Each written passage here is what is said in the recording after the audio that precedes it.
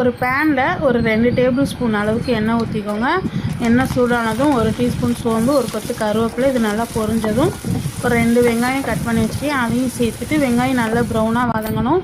அந்தளவு வதங்கினதும் 1 table spoon அளவுக்கு இஞ்சி பூண்டு பேஸ்ட்டு சேர்த்துட்டு சின்னதாக ஒரு தக்காளி கட் பண்ணி சேர்த்துட்டு வதக்கிக்கோங்க. காரத்துக்கு 1/2 டீஸ்பூன் மிளகாத்தூள், 1 டீஸ்பூன் அளவுக்கு மல்லித்தூள், கொஞ்சமாக மஞ்சள் தூள் போட்டு நல்லா கலந்துட்டு நான் 2 பாக்கெட் மஷ்ரூம் க்ளீன் பண்ணி கட் பண்ணி வச்சுருக்கேன், அதையும் சேர்த்துட்டு நல்லா கலந்து விடுங்க. கலந்து விட்டு தண்ணி எதுவும் சேர்க்க வேணாம்.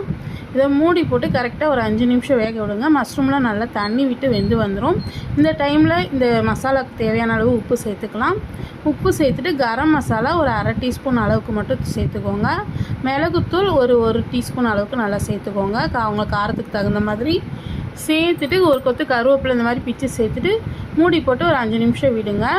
நம்ம மஷ்ரூம் பெப்பர் ஃப்ரை சூப்பராக ரெடி ஆயிரும். எல்லா விதமான வெரைட்டி ரைஸ், சப்பாத்தி எல்லாத்துக்குமே ரொம்ப சூப்பராக இருக்கும். பிடிச்சிருந்தா லைக் பண்ணி ஷேர் பண்ணுங்கள். மறக்காமல் நம்ம சேனலை சப்ஸ்கிரைப் பண்ணிக்கோங்க. கூடவே பெல் ஐக்கான் கிளிக் பண்ணுங்கள். இன்ஸ்டாவில் ஃபாலோ பண்ணிக்கோங்க. ஃபைனலாக கொஞ்சமாக கொத்தமல்லி தழை தூவி இறக்கிடுங்க. அவ்வளோதான்.